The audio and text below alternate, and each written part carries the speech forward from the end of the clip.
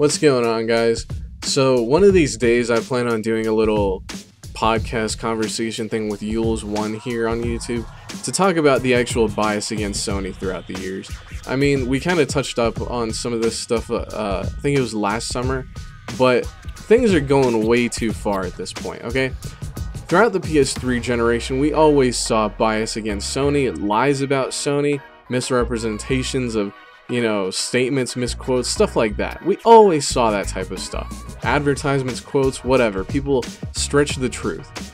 And now it's still happening, okay? You've got these Xbox fanboys here on YouTube claiming that the media is biased against Xbox for something like, GameSpot only being hyped for one Xbox exclusive out of all the games this E3 and like their top 10 most anticipated games list. That game was Halo, which does look good.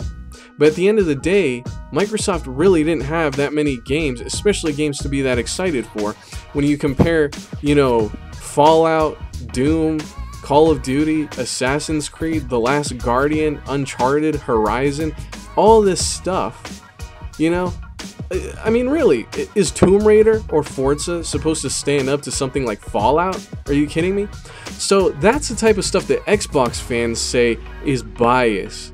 But let me tell you some actual bias against Sony.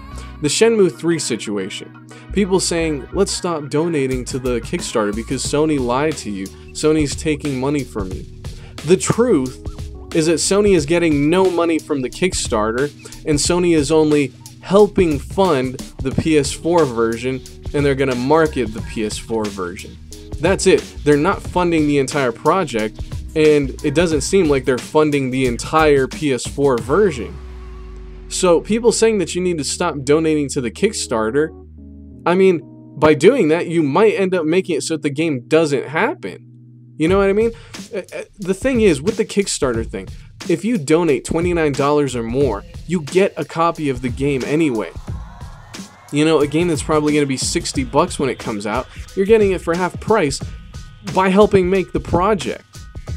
On top of that, like I said, Sony's not getting any money from the Kickstarter. Plus, I also heard it was Sega that wanted to do the Kickstarter thing to test the market.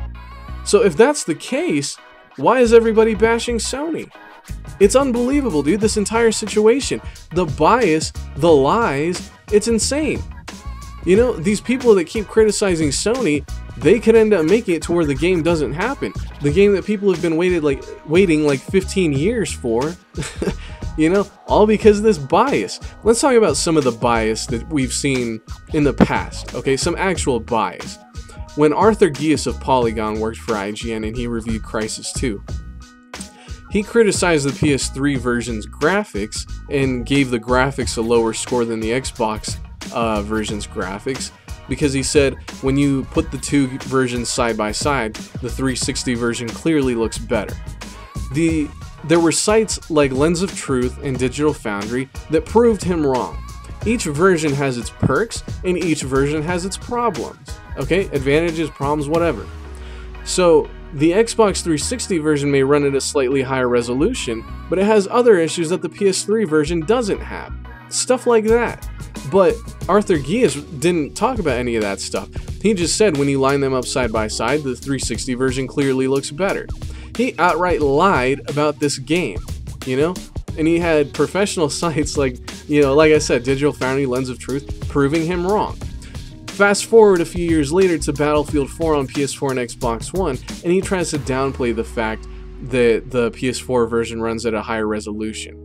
On top of that, his own site, Polygon, they said when the PS4 version of the Tomb Raider Definitive Edition ran at twice the frame rate than the Xbox One version, they said that frame rate doesn't affect gameplay, so they didn't bother mentioning it in their review. This is blatantly obvious, dude. Look at Adam Sessler and Arthur Gies bashing God of War Ascension, lying about supposed misogyny in the game. Outright lying about that scene. You have stuff like this happening, and the Xbox fan base, they support it, and then when you say that, oh, Halo's really the only exclusive game that I'm really looking forward to, in comparison to games like Fallout and The Last Guardian, oh, that's biased against Microsoft.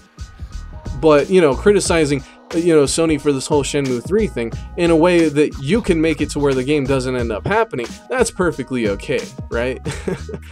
You know, really, I'm going to try to get a little podcast with Yules over the next few weeks to really talk about all this bias against Sony throughout the years. We did a podcast like this about a year ago, but I think it's time we do another one, because this is just ridiculous at this point.